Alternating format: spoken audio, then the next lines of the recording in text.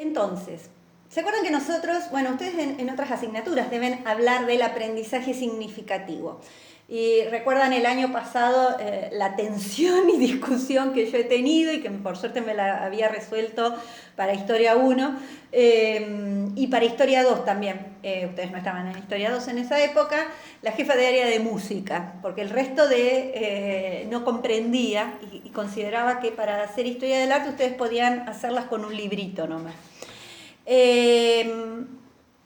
No desmerezco el análisis que uno hace sobre el texto, sino que es muy rico el poder analizar juntos y juntas las imágenes en el cañón. Bien, para eso yo armé ese sistema que me lleva un montón porque soy muy necia para las computadoras, pero esto de que mi idea es que puedan ustedes, cuando yo voy hablando sobre la imagen, hagan el ejercicio ustedes también de tratar de analizarlas a esas imágenes, ¿no? Es decir,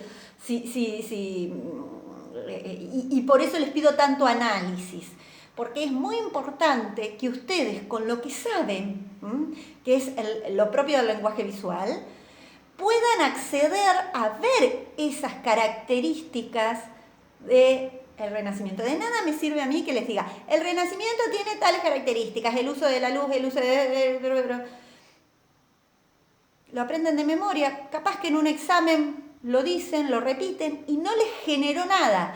Pero si ustedes observan cómo se va construyendo a partir de el uso de, por ejemplo, la perspectiva aérea, en donde yo voy enfriando el uso del color para marcar distancia en ese fondo, y cómo voy construyendo, que no es lo mismo esa línea cerrada de perfil que me marcaba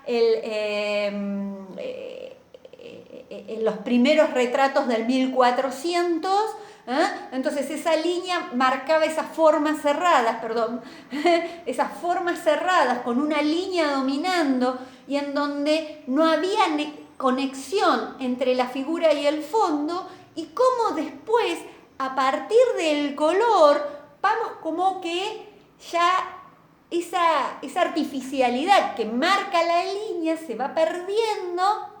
¿Por qué? Porque el color pasa a ser un elemento que modela. Y el color a partir de reconocer cómo va incidiendo la luz, ¿no? Y va marcando espacio. No es lo mismo que yo esté de frente a que esté de 3/4 perfil, ¿se acuerdan? Y aparte, este otro eje, cómo van surgiendo nuevos géneros. ¿Y por qué aparecen estos géneros? De acuerdo a ciertas necesidades. Es decir, en donde estábamos en una sociedad en donde la institución que se había consolidado, que se había unificado, era la iglesia, ¿no? Y era la iglesia la que marcaba incluso, es decir, hasta las luchas, las guerras eran por cuestiones religiosas, ir al Santo Sepulcro, ¿no? En ese contexto, el género religioso era un género dominante.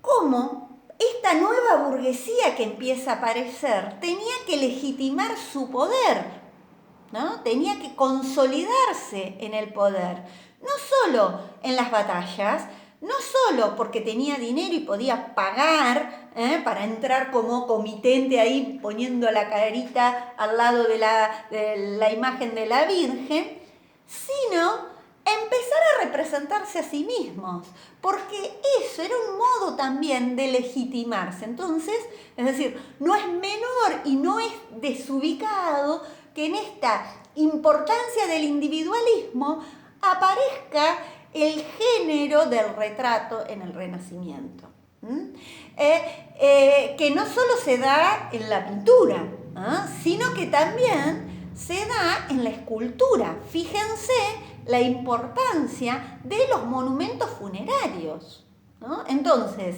ya no solo hago la escultura de la Virgen para la iglesia, sino que al lado pongo la tumba del cardenal que paga eso, del rey, del señor comitente, y pongo una escultura o de ese fulano o de alguien que remita a ese fulano. Por ejemplo, si era un mercader, algún santo que esté beneficiando, que esté protegiendo el mercado. Sigo.